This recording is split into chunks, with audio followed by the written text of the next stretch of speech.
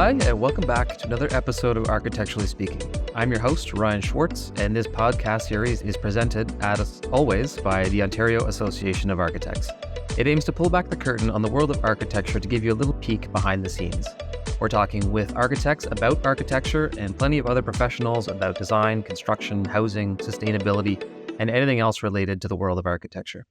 So today's topic is very specific and it's incredibly interesting, and it's one that I've been looking forward to. And we're talking specifically about design competitions today. And we're lucky to have Joe Lobko with us. He's known for his community-focused and socially impactful projects. He's been in the industry for some time, but just last year he founded Joe Lobko Architect Inc. as a means to focus on community revitalization and urban design. He's played a key role in some notable projects that you might recognize around Toronto or even on the East Coast. These include the Evergreen Brickworks and Waterfront Toronto's West Don Lands. And he recently served as professional advisor for the 2024 Landscape Design Competition at the OAA headquarters. And we'll definitely talk about that in a little bit. So Joe, thanks for joining. Lovely to be here, Ryan. Thank you. So we're talking about design competitions today, and you've led a handful of these. This is a pretty niche role in our industry. So what was your first experience with design competitions? Did you submit an entry years ago or anything like that? Yes, actually. When I began a firm with two other people, we decided to enter two design competitions, which is often what younger firms like to do as a means of flexing their design skills, if you will, and also seeking opportunity. One was an actual competition to build a new office building adjacent to City Hall in Burlington, Ontario, which we were lucky enough to win and follow up with an execution. And the other was an ideas competition sponsored by the Toronto Society of Architects for a new ballet opera house in Toronto. They were both very positive experiences in their own way, and they both had a lot of benefits to our young, burgeoning practice, which is why we entered them candidly. In the case of the office building in downtown Burlington, it gave our young practice a substantial project to execute, helped to establish our practice, helped to grow our staff, and certainly brought us a wonderful experience. In the case of the ideas competition, it brought our studio together. It gave everybody we made sure everybody participated, everybody had a hand. So it was kind of a team building exercise amongst other things. And also, because we came second in that competition, it also certainly helped from a promotional perspective. But primarily, it was a means by which to really build kind of team spirit. That's impressive. So a first place and a second place for your first two competitions, that's a pretty positive start in terms of the world of design competitions. So in a nutshell, what is a design competition? For those that don't know, how does it work? What are we talking about? And these are typically, I guess, landscape or architecture, but sort of what is a design competition? Sure. Essentially, there's a sponsor or a client, let's say, that has an ambition to undertake a project or to explore an issue and explore ideas. And so that sponsor puts together a terms of reference, explains what they're after, what their priorities and objectives are. They describe a process under which the competition will be managed, whether it's open to anyone, whether it's invited, whether it's one stage or two stage. Typically, there would be a jury so that competitors feel that their work will be reviewed and adjudicated fairly, and ideally a really well-qualified, prominent, diverse jury. There will be a time frame that's established. There will be rules for the competition established to make sure it's fair to all the competitors so that there's a level playing field. There will often be and should be a professional advisor engaged. And then the process unfolds. And, there's a launch. competitors are usually given a period of time in which to put their work together. They submit by a particular date, and the submissions are then reviewed by the jury. The jury makes a selection. The client or sponsor confirms or ratifies that selection, and off it goes from there. If it's an ideas competition, um, it often turns into an exhibition, a public presentation. But even if it's a building competition for an actual project, often there is also an agenda beyond the specific project to raise the bar within our profession, raise the, bring in innovation into the field. And so there's a kind of a broader public agenda in most competitions. There are exceptions to that for sure. Private clients can have private competitions that most people never hear about. And so those are also quite common. But so there's quite a variety of them. But in a nutshell, it's because a client or sponsor wants innovation, they want fresh ideas, they want a range of thinking, and they want to be able to select from that range. And so therefore they're prepared to invest in the process. That's great. And you mentioned a couple things with the sort of the public side of things, and then versus a private organization or a business. Who typically hosts one of these? I'm assuming it's often cities or some form of government. Is that right? It's actually quite a broad range. So government is very much a typical sponsor of competitions. For example, in Toronto, the best well-known competition historically was the Toronto City Hall competition organized in the late 1950s, which the city sponsored because they were not happy with the results coming from a traditional process. And that competition opened the city to the world and essentially put the city on the world's design map, if you will. So government is a very common sponsor. Another common sponsor, I would say, however, are not-for-profit groups. I recently assisted a not-for-profit group in organizing an ideas competition for the electric fueling station of the future. And it was the sponsor wanted to encourage our transition to electric cars, and and how to improve the traveling experience if you're in that mode. And so that the agenda there was to really bring more profile to a topic, and it was a kind of a form of advocacy, if you will. Though interestingly, in that case, it ended up in a real commission for the winner. Um, and then private developers, private landowners are completely entitled to organize their own competitions, and they are also quite common.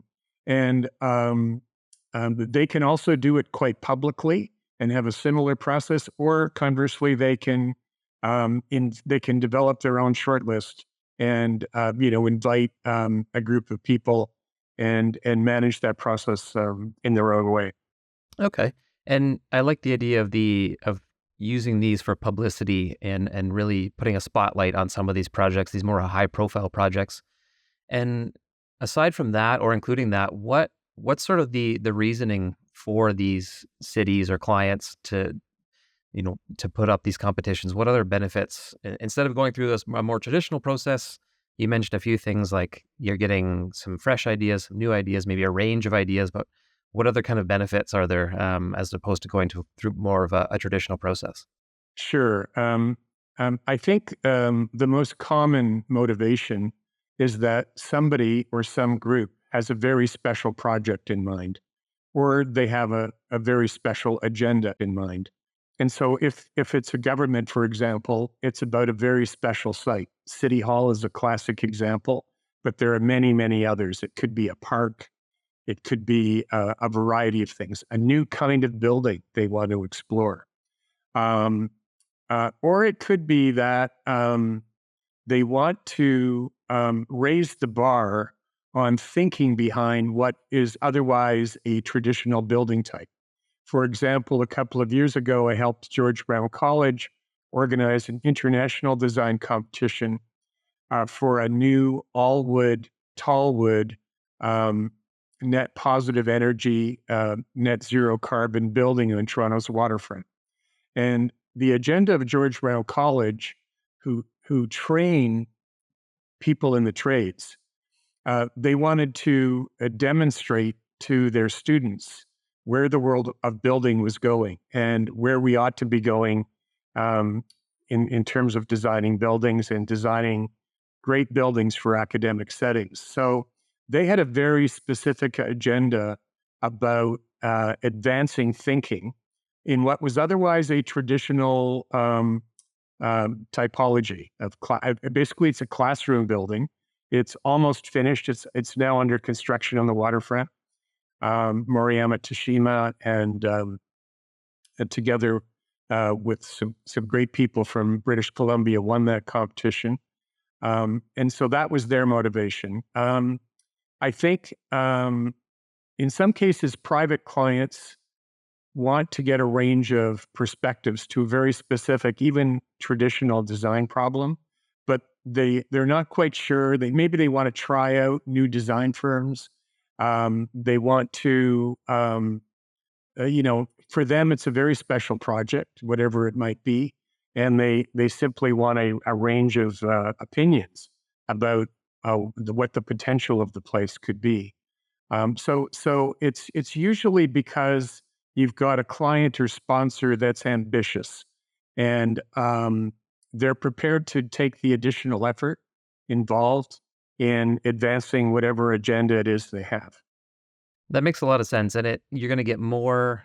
I mean, depending on the number of entrants, you're gonna get more variety. You're just gonna have more people entering and more variety, more range, and a little bit less risk, I would say, for the people submitting, because the bar to entry is usually pretty low. So maybe talk about that for a second. Like who's entering these competitions and why? You alluded to, a good way to kickstart a firm or a young practice. Um, Yeah, who else? there are a couple of aspects to that question. Um, Traditional competitions have been what I would call open competitions. In other words, whoever the sponsor or the client group is, they make a public declaration of wanting to sponsor it. And they may have qualifications. For example, maybe you have to be a registered architect or landscape architect, or not. In the case of ideas competitions, for example, there are rarely pre-qualifications. Um, and so anybody can enter those competitions, which very much appeals especially to younger practitioners um, and younger designers who are, wanting experience and wanting to make their mark in the industry. Um, Over the past two couple of decades, I would say, large-scale institutional clients, governments most specifically, have become much more conservative about design competitions. And they have almost universally shifted to what are called two-stage competitions. And what that means is they put out an open invitation. There's usually some pre-qualification. You've got to be a registered architect, for example, or landscape architect. But then they establish a short list.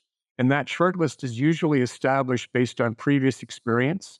It can also be influenced by ideas you bring to that initial proposal about the project at hand.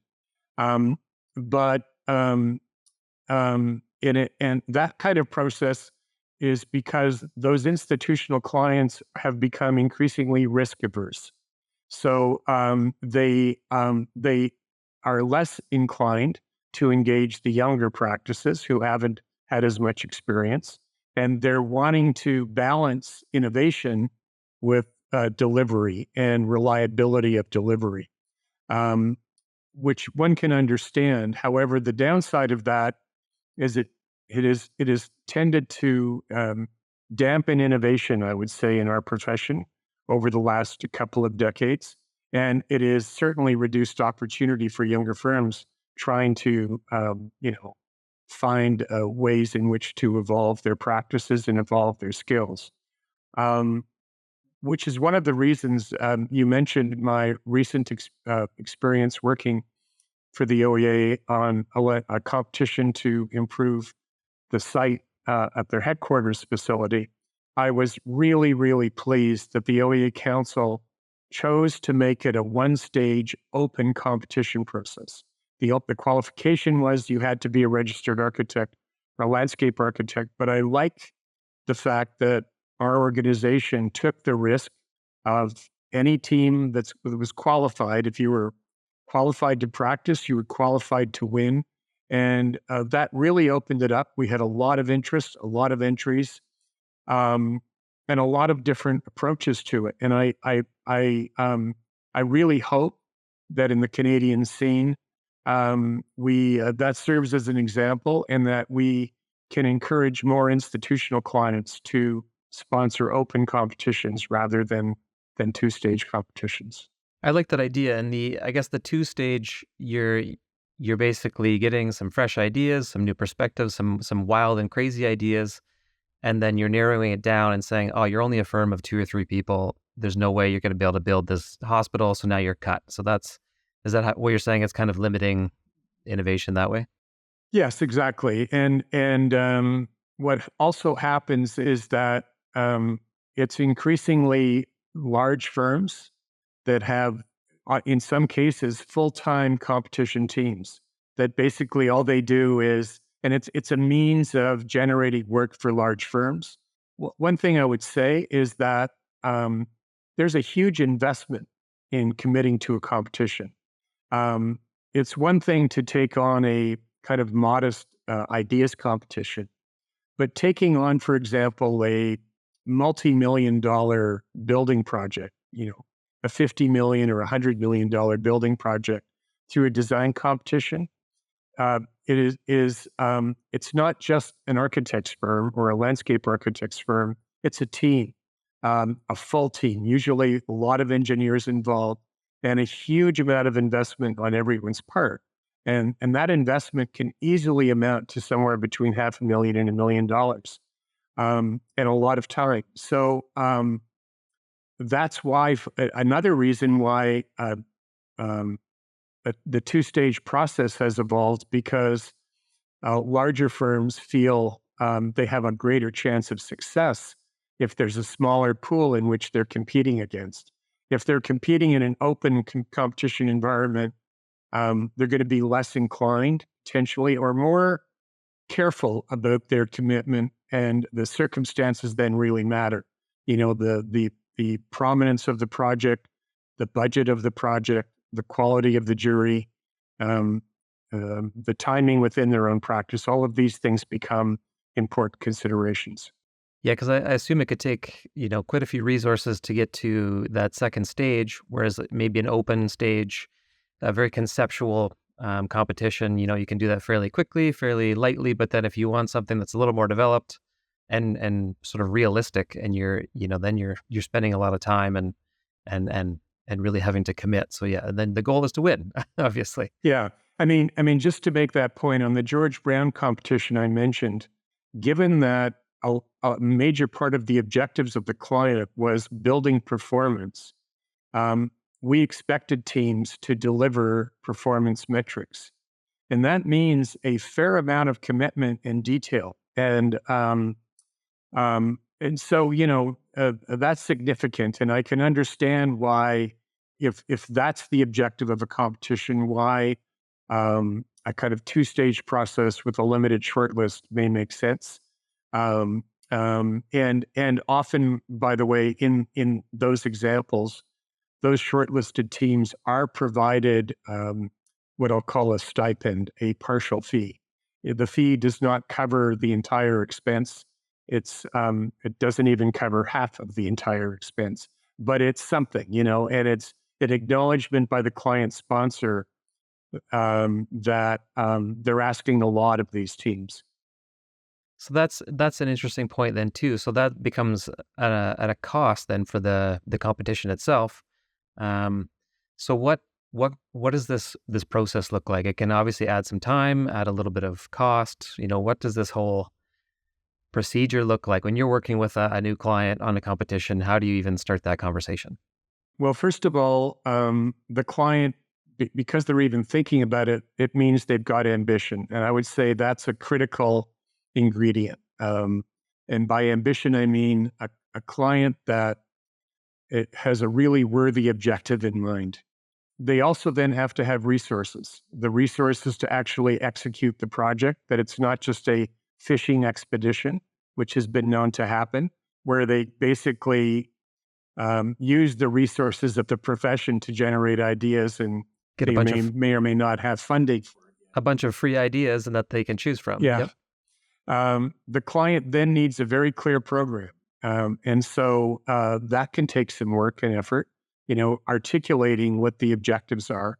If it's a building project or a landscape project, there's typically a site involved, or it could be a generic site in the case of an ideas competition, but you need some kind of context within which these things happen. Ideally, the competition sponsor is also being very clear about their priorities and selection criteria, so that all the teams are very aware of, um, what to prioritize through the process. Um, a very capable and diverse jury has to be identified, paid for, and selected. A team that is eminently qualified, so that competitors feel the risk of doing all that work is justified, that their work will be thoughtfully reviewed. Um, um, and the jury itself has to be a group of people that can really work well together as a team. That's important. Um, I like to encourage clients to make their process public.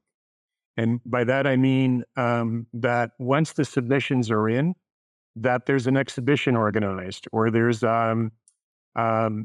these days one can do this online. It can also happen in person. There can be a public presentation of the results, which can be very exciting, and they become very special moments in the course of the design history of a year, for example. Um, there can be the need to engage technical expertise to help define parameters and help review the results. In the case of George Brown College, for example, given the performance objectives beyond a number of other objectives, I hired building scientists and experts that were able to articulate what the ambition would be, and to establish the metrics and how they would be evaluated, and then to actually help do that evaluation and prepare reports that inform the jury. The jury is not going to all have all of that expertise, so they need advice as well. And then, of course, you need a whole bunch of interested design teams. So, the topic of that competition has to have enough broad interest in the profession To bring people in. that it actually brings people in, that, hey, this would be a really interesting thing to explore. Or we have a lot of ideas about this. Let's use this as a vehicle to expand that thinking. And then, it needs to be really well organized is the other thing I would say about it, because there are a lot of people putting a lot of resources into it. The client sponsors putting a lot of resources into it. The teams involved are putting a lot of resources into it. So what they really need is great organization, efficiency, fairness, the tight timeframes, answers to questions, prize money that's worthy, and candidly, a worthy reward at the end, however defined. Yeah, fair enough. And So that, those are the kind of the essential ingredients in my experience to a yeah, successful competition process. I think that makes a lot of sense. And it almost sounds like when you're working with a client like this, that as an advisor for a competition, you sort of are almost working. It's very similar to being an architect at the beginning stage of a project, because you have to kind of get clear on what they're looking for if they don't know, and really define some parameters around the project, because if it is ambiguous and then these entries all come in that have nothing to do with what was initially proposed, it's not good for anyone. No, you're absolutely right. Just to take the example of the OEA competition for a case, there was a huge amount of work, at least half, if not more than half of the work in organizing it happened before the competition itself. And for example, you don't want every team having to develop their own research around the rules of the site, the topography of the site, the zoning of the site, or having a three-dimensional model. And so you have to research the site, research the program.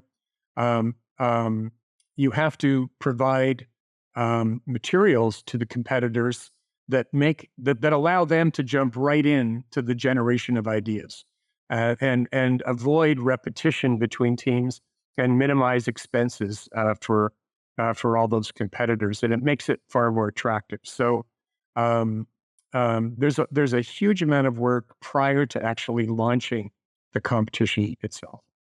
And you mentioned the jury, and this is an interesting one. Two things actually. So one is the idea of having an exhibition and having the public involved. Is I think I've seen some, and correct me if I'm wrong, but I think I've seen some where the public basically gets a say and they get some voting power. And I don't know, maybe that can backfire. Maybe it's a good thing. Maybe it's a bad thing. But is that common where the public can weigh in on these buildings or projects? Yes, and again, I would say this varies depending on the topic. So very specifically, where this is relevant is with public projects being built with public money, and where typically there is a public engagement process that's part of the design process. And so I would always welcome, um, uh, first of all, the education of the public in whatever the particular project is. If it's an important civic building or civic space, of course the public should have input into it. And often the public will have had input into the development of the program that even launches the competition, the selection of the site, that sort of thing. And then afterwards, it's not a popularity contest. It's not an opinion poll, but it is, I think, very important to allow the public to kind of have a voice. And typically in public projects, we would collect those opinions, collect the range of input received. That, for example, happened at the OEA competition. Um, we launched the exhibition during Doors Open. There were I believe, over 800 to 1,000 people came to the OEA headquarters that weekend. A lot of those people were kind enough.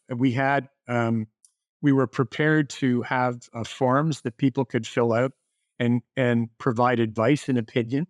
And that opinion and advice was put together in a concise report and delivered to the jury. Um, and I've done that on a number of other competitions as well. Um, the jury reviews that advice, and it becomes another factor in their thinking. But it's not as if um, um, public opinion is influencing the outcome. Now, why this is really important, and not to belabor this, but recently the federal government organized a design competition for memorial to the Afghan War, the Canadian contribution to the experience in Afghanistan. And they had an eminently qualified jury. They went through what looked to be a reasonable process. And at the end of the process, the jury made its recommendation. And unfortunately, after much silence, the government decided via an unscientific opinion poll of a very select group of people, or at least that was the excuse, to circumvent the jury's decision, put it aside, and pick another team and another submission as the winner. That situation has basically brought the project to a standstill. It's caused a huge amount of controversy. It's going to cost the government a huge amount of money, no matter what the outcome is. It's exactly what you shouldn't be doing. Not respecting the jury process, right? And especially for reasons that are candidly not supportable, you know.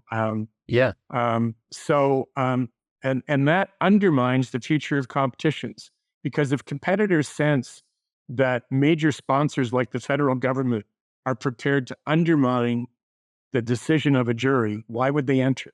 Why put exactly. yourself through all that effort if the government's just, you know, a government minister just says, I like this one instead, please. Let's do that.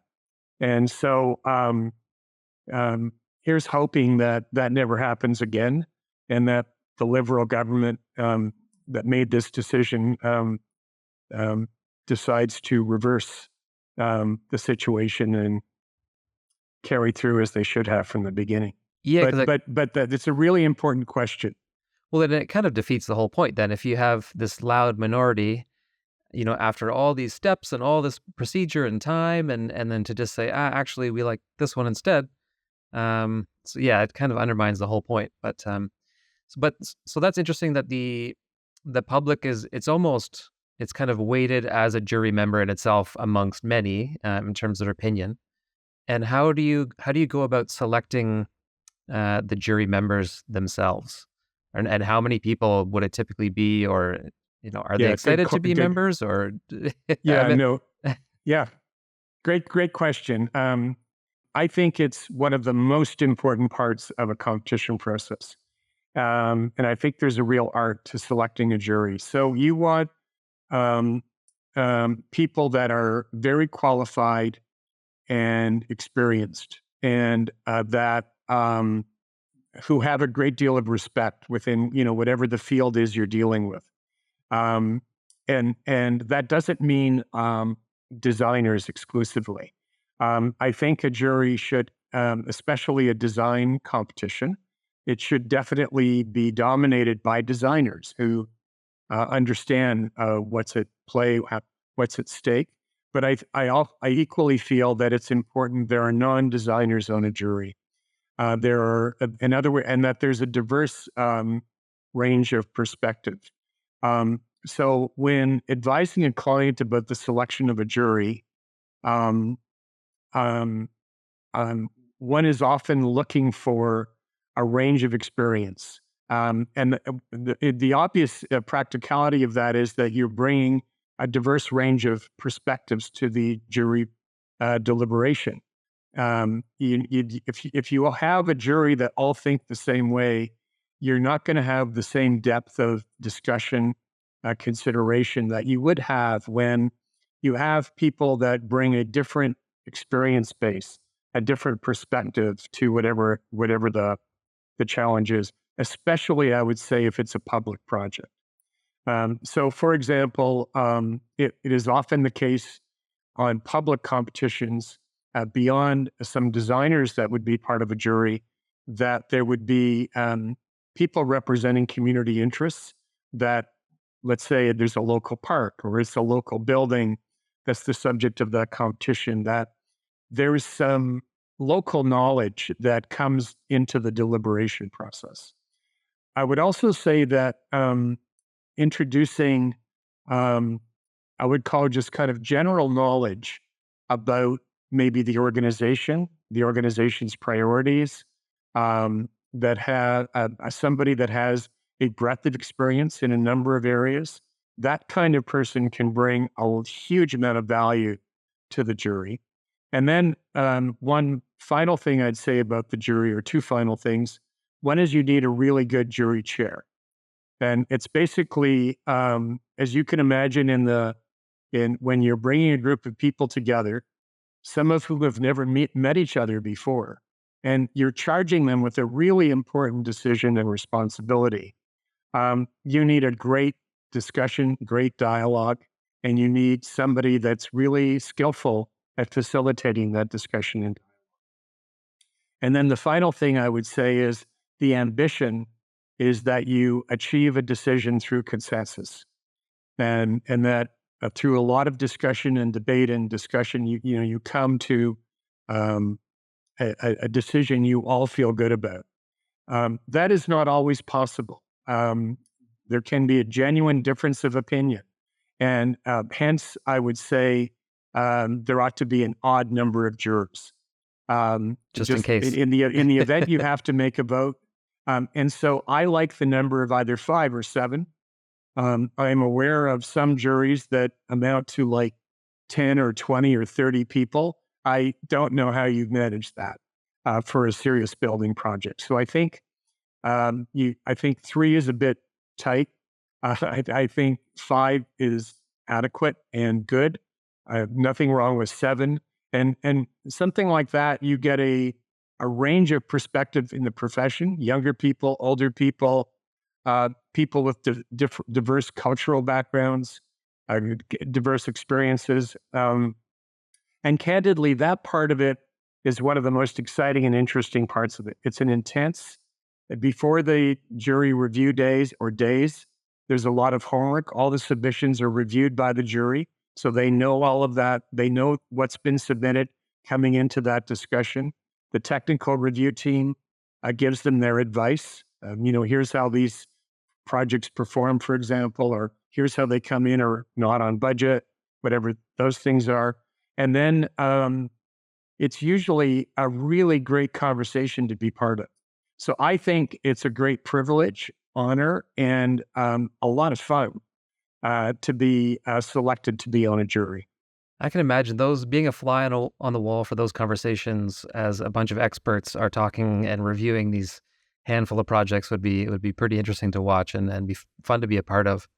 And I guess they have to be pretty clear on what the objectives are too, right? Because they are sort of acting on behalf of the owner or the client to make the right decision. So that kind of goes back to what you're saying about having a lot of clarity, because they need to be on the same page in terms of what the objectives are of this project. Not only the objectives, but the selection criteria. They have to be clearly articulated. That's not very distinct from, say, a public RFP process. Usually, there's clear selection criteria. Often in a public RFP, as many would know, there's often a scorecard process.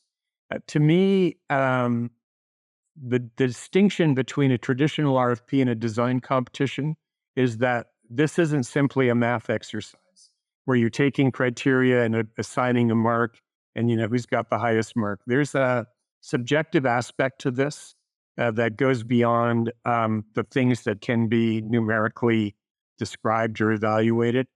And that's where the experience and skill set of the jury really becomes important. And so after you've gone through this whole process and you finally selected a winner and there's some kind of consensus, how do you ensure, and I don't know if this is a common problem or not, but how do you ensure that if this is a project that's going to be built, how do you ensure that initial kernel of an idea that won is carried through to the end over the next few years of construction as things get bogged down in costs and that kind of stuff? Again, a really great question and a very important topic. The first thing I would say is the end of a competition process is still the very early stage of a design process. So the design isn't frozen. It's not complete. If you're simply hired by a client to do a project, we're usually dealing with concept level design proposals at a competition stage. And in any project, there's still a lot of design development that has to happen afterwards. Designers that somehow think that their competition entry is now cast in stone, it's sacred, it can't be touched, the client can't modify it, it can't be improved, they shouldn't be competing in competitions. Yeah, good luck. It's Howard Rourke is not who we need here. And so in my experience, it's inevitable that both the design team and the client basically need to, however, commit to your term a moment ago, the kind of kernel of the idea that attracted the jury's attention. What was the essential idea? Why did one particular scheme get selected? The value of that idea or set of ideas, if you've got an ambitious client who's doing this for a reason. And clearly the design team will be very aware of that kernel of ideas that make up their project.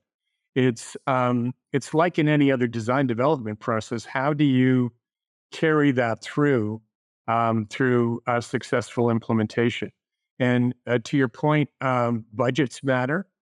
And so if you're dealing with a project that's intended to be implemented, the client has to establish a budget, and there typically is scrutiny of the budgets of each submission. And those budgets are then scrutinized by a technical advisor. That doesn't guarantee anything except it can influence outcomes in my experience at work.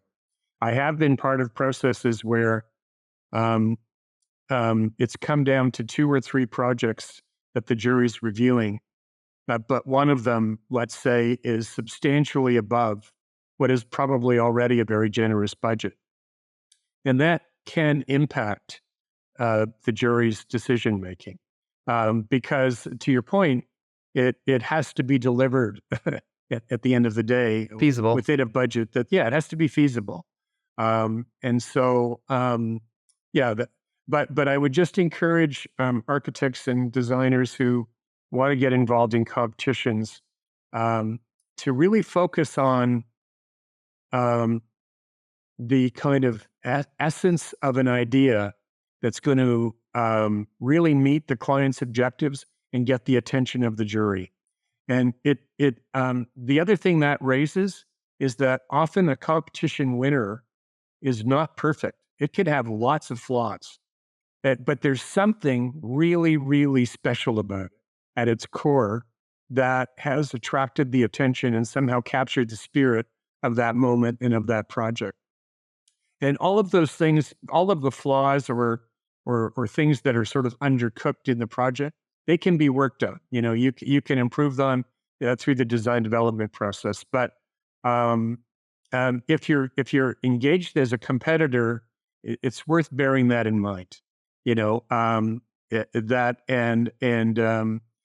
Anyway, that's been my experience, that it's often not the project that's like perfect in all respects.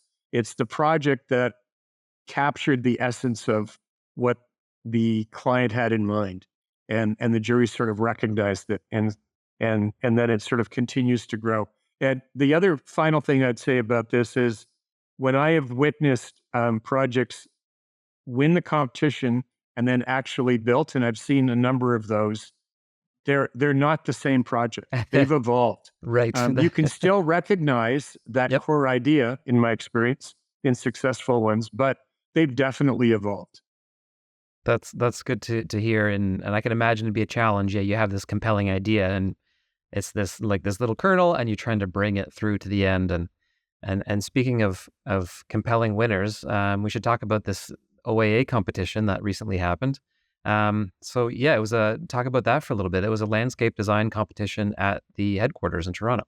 Yes, and so briefly, the OEA has spent a lot of time and resource over the past maybe 5 to 8 years or more, maybe the past decade, renovating and revitalizing the OEA headquarters building and turning it into a model of sustainability. So a lot of people are aware of the photovoltaic array that's now on the roof, the replacement of all the glazing, the retrofit of the mechanical, electrical systems. So given what the OEA does, what we do as architects, it's important that our organization reflects the values of our profession and where we want design to go as a group. And so the building really did that. But for those that have visited the OEA in the past while, the site remains, let's say, less special, less impressive. It's basically a manicured lawn right beside the Don Valley. And so, you've got this kind of naturalized ravine system right there next door. And there's no reflection of that on the OEA site. You also have a parking lot of impervious surfaces where all the stormwater goes immediately into a pipe and immediately into the adjacent city sewer without any quantity control, without any quality control. Not a good, and when the building was built, there wasn't a requirement for quantity and quality controls. But today, given extreme weather events, given climate change, given the priorities of society at large, the OEA in its wisdom realized that the revitalization of the site needed to match the revitalization of the building. And so, as I said earlier, I was so proud that the OEA Council decided to launch an open one-stage competition open to both our registered architects and landscape architects who are part of the OELA in Ontario. We went through the process I've described to you.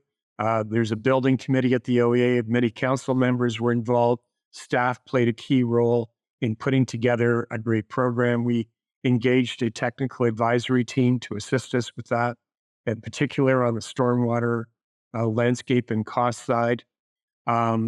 And then we launched it online, and we had an open invitation. I think we got something like just under 30 interested parties. And I believe we had something like 18 or 19 submissions in the end. We made sure it was anonymous. So we gave each team a tree designation. There were only a few small number of us who actually knew which tree The represented code which words. firm. Yep. Yeah, Yep. so it's just so that, the jury was not being influenced by someone they might have known or reputations. It was really about the idea of the project. And we had, I would say, really incredible submissions. The overall quality of the work was very impressive. The seriousness with which the teams took it on, it was an 8-week process. They put a lot of work into it. They presented their ideas beautifully. They took the range of program ambition very seriously. Um, and we were able to exhibit all of the work, in panels that were submitted. As I said earlier, a doors open weekend, and a lot of people wanted to come and see the building, and they were good enough to also take in the exhibition and leave us a bunch of feedback. And it was also an exhibition available online. And then, the jury had a pretty intense day of deliberation after a lot of review and a lot of reports and advice. Um, and the competition was won by, I would say, a younger a firm called JA Architects, JA. A couple, Iranian-Canadian couple that do a lot of teaching, both here in Canada and the United States, and have an integrated practice focused both on landscape and architecture. And I think a very compelling idea that developed from the idea of the building, this very modern building that's kind of elevated off its base with the promise or the opportunity of kind of landscape going through, even though at the moment the landscape that's going through is not very distinctive, and tackling the topic of stormwater in a really interesting way. And so the project essentially consists of the idea of replacing the existing asphalt driveway with a bridge and taking the low part of the site along Moatfield Drive and turning that literally into a kind of moat, a new form of stormwater garden. And the idea of a kind of transparent bridge with grading that allows water to come through, allows a new meadow to emerge. And the approach to landscape, rather than being what I would call a traditional decorative one, is one that borrows from nature and lets nature have a very strong voice in the character and of what may emerge here. So it was one of the few projects that had a really fresh approach to landscape design. and really, in the minds of the jury, really addressed the critical topic of our time. One key objective of the competition is what constitutes an appropriate approach to landscape design in a time of climate change and reconciliation for a site that's beside the Don River, a very traditional place of settlement for Indigenous people. And I think the team that won really rose to the occasion. And my understanding is they now have a contract, and they're about to roll up their sleeves, or they already have been doing that, and off to executing it and bringing it to life. That's great. What an opportunity, and kudos to the OAA for sort of walking the walk and not just talking the talk and really pushing these forward. I would encourage students and young professionals to enter these kinds of competitions, as you mentioned, as a way to practice and to build a portfolio. And there are some easy ones too. There's one that comes to mind is for students and people that maybe aren't registered architects. There's one, winter stations, and it's very small, and they do it every year at Woodbine Beach. And they take these little lifeguard towers and change them into little public displays. And it's fun to see those every year and watch the public interact with those. Joe, That's a good example. I appreciate your time. Is there anything else that we didn't cover that you'd like to add? No, I think it was a great conversation. I think maybe the final thing I would say is design competitions, I think, are very important to design culture. They bring innovation, they bring opportunity, they bring fresh thinking. They represent the best of what we do. I think that we need to stay on top of how we manage competitions. I think there's a lot of work to be done there just now, candidly, in updating guidelines and procedures. We're well behind in that regard. I think there's a lot of work to do to educate institutional clients and sponsors of potential competitions about the value of competitions. And I would like to see an evolution towards more open competitions, more opportunity for younger practices. I think that's really essential going forward. And candidly, more ideas competitions that are more open and deal with the increasing complexity of growth in our region, in our province. I think the design competitions can be a very helpful tool in exploring possibilities, and it's been wonderful to have been invited to have been part of a number of them, including certainly the most recent one sponsored by the OEA. Really enjoyed our chat today, Ryan. Thank you. Likewise. Yeah. And if people want to get in touch with you, I guess they can probably just search for Joe Lobko Architect Inc. to reach out. They absolutely can. Yes. Perfect. And if people want to learn more about the OAA's landscape design competition, they can check out the website. And that will wrap up this episode. So if you've enjoyed it, please leave us a review, tell your friends. That'll help us to provide some more valuable episodes in the future. Architecturally Speaking is available wherever you get your podcasts and also on the OAA's YouTube channel. So I encourage you to check that out for the video of today's conversation. And if you want to learn more about anything that we talked about today, of course, check out the OAA website. That's oaa.on.ca. And until next time, I'm Ryan Schwartz, and this has been Architecturally Speaking. Bye for now.